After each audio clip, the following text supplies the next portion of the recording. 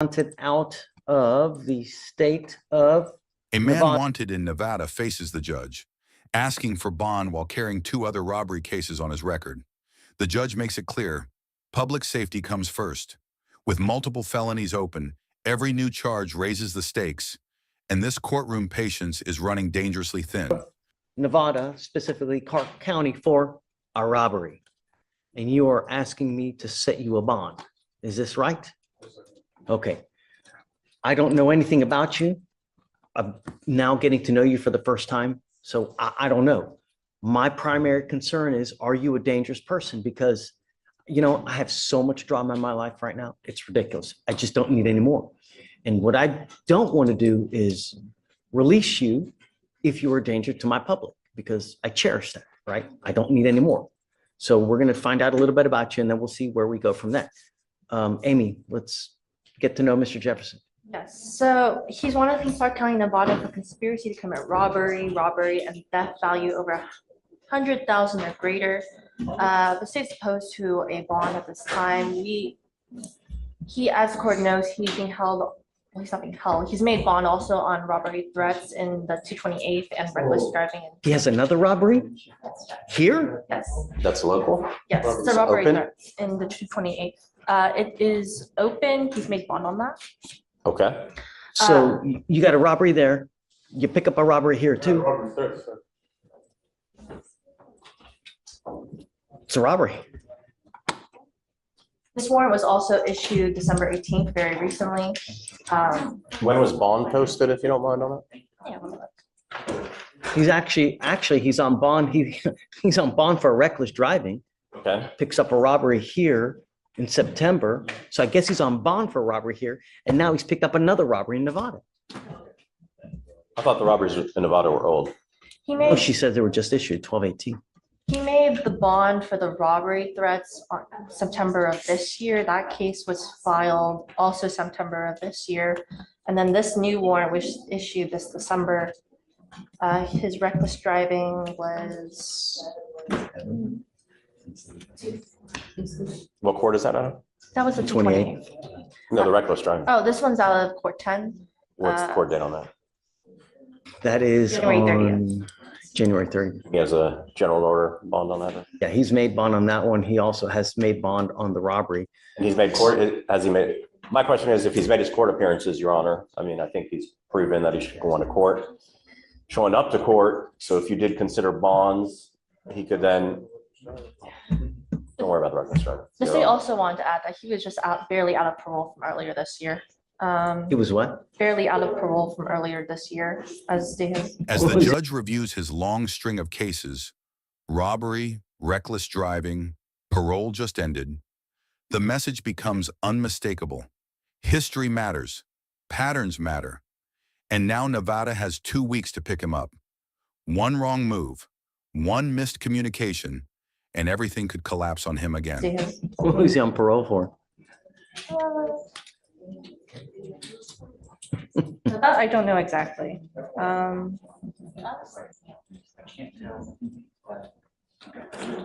Mr. Jefferson, I got to be frank. You scare me, man. You know, you continue to pick up cases, and they're serious cases, right? Second-degree felony. I don't know, maybe this is a third degree, but nevertheless, you have a robbery here, you pick up a robbery over there. That scares me. If I let you out, are we going to get a third one? I don't want that to happen. I know you're telling me no, but history tells me otherwise. All the open cases tell me otherwise. Now, I do have some good news for you. The good news is that you've made bond on these 2 cases here. So there's no holding pattern, meaning that Nevada has 14 days to come get you. And if they don't come get you, then Harris County releases you. So you have that going for you now, you know, but I just don't feel comfortable giving you a bond. You scare me, man. The last thing I want is a third robbery. Do you understand? You gotta understand from my perspective, I don't know you. You're telling me all these gumdrops and rainbows and bunnies jumping in the woods, but you've got all these 3 open cases. They're serious. Sorry, I can't, I mean, just. Okay, he signed on Monday, Judge, so I guess So. Can we reset it to, what is that, the 8th? Case, right, Monday, so 1, 2, 3 days have passed, so you got another, what, 12 days, give or take? So can I get a reset 2, for the 3, 4, 8th? 5. Is that correct? If I'm counting it? The 7th. The 7th, even better. Okay. Yeah, so you said the 23rd? He signed on Monday, the 23rd, is my understanding. So I think the 7th. Yes, the 7th. So if they're not going to get you on the 7th, you'll be released in Harris County. So they have until the 6th to come get you, okay?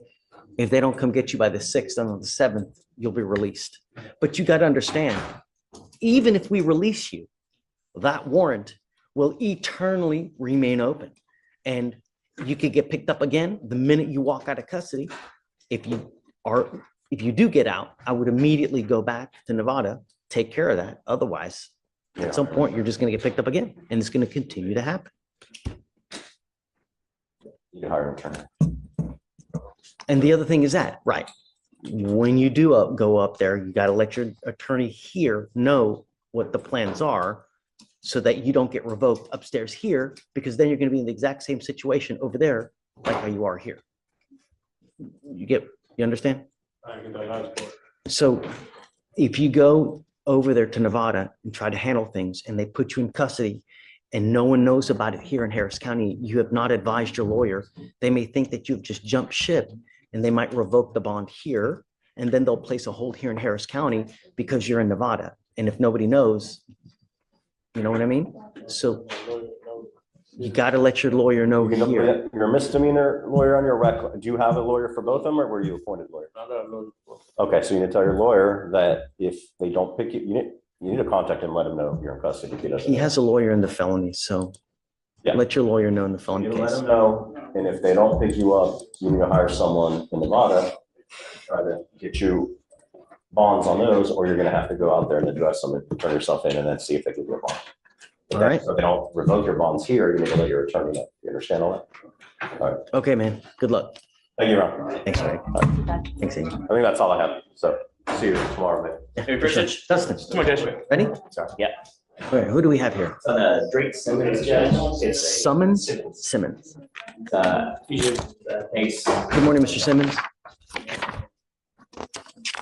Yeah, I talked to Day, Judge. We have a agreed bond of 5,000. Okay. So, Mr. S- Yeah, he just said that, you know.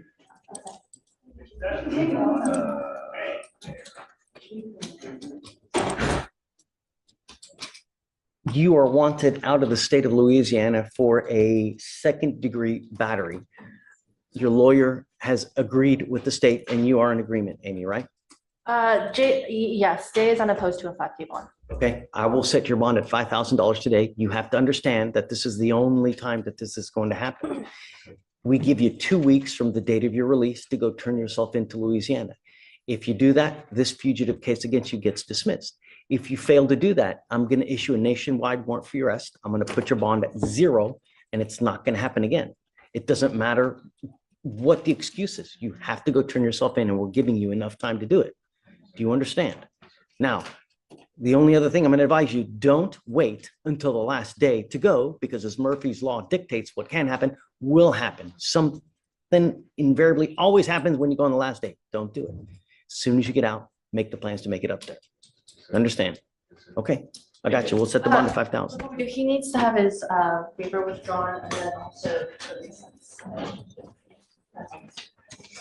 Yeah, it appears that he is waived, so he needs to withdraw that waiver. Another defendant appears, facing assault and criminal mischief, multiple incidents, multiple violent encounters, a window smashed, a chokehold, drugs discovered. The judge draws a hard line, no contact, strict testing, and 0 tolerance. The warning is sharp. Fix it now, or the court will fix it for That you. waiver. Understand, by withdrawing the waiver, you lose time that you have by that. But so in the event that he's unable to make bonds, I don't know. That's why. I'm getting his referral. Okay, Okay. of course.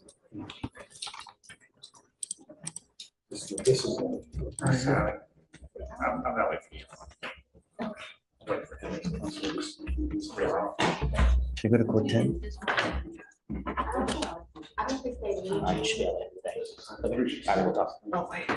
Well, I don't, I think it goes, just goes back to the court. okay. Good morning, Mr. Rodriguez. Sir, you were charged with assault, bodily injury, and criminal mischief. We're going to do probable cause. You have the right to remain silent. Anything you say can and will be used against you. You're facing up to a year on both of those cases and or a $4,000 fine. Judge. On December 24th, 2024, the officer was dispatched to the location and made contact with the complainant.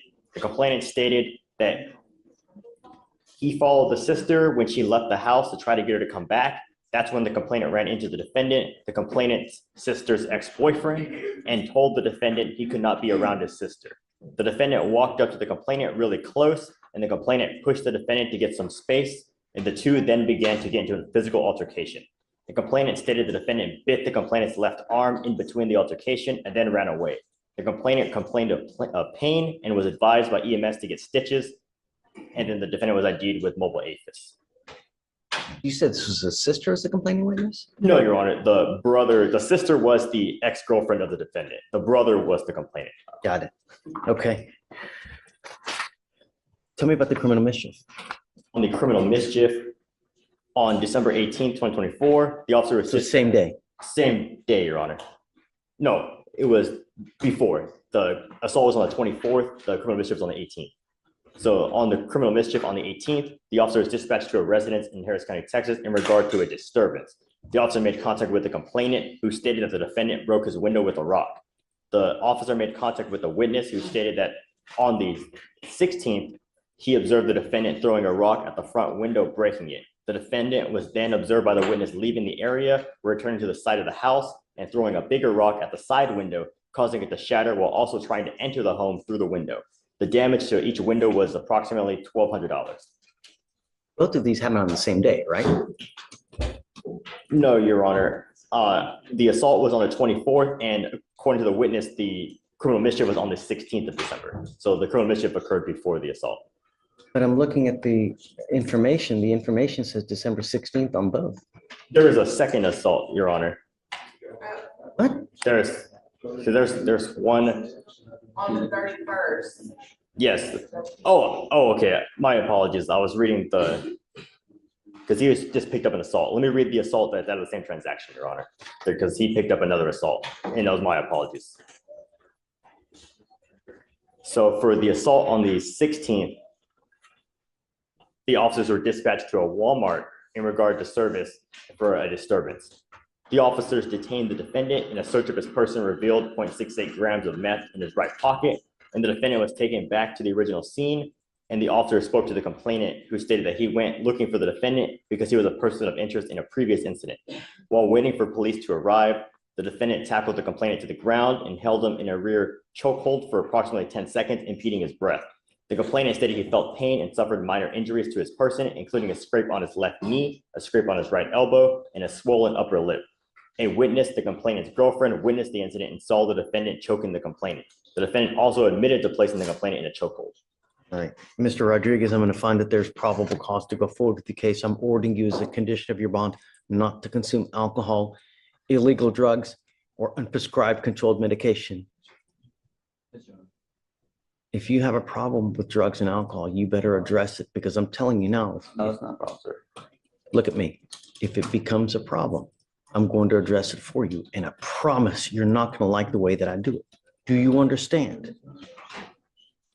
I'm going to test you heavily. That's fine.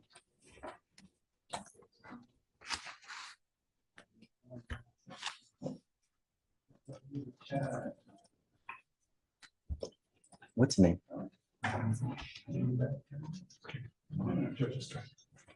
What is your name, sir?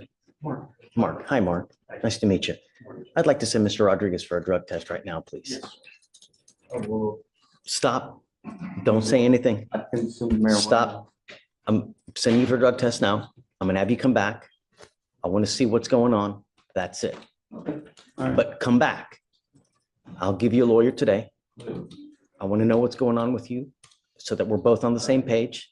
I can tell you. Don't say anything. Stop. Stop.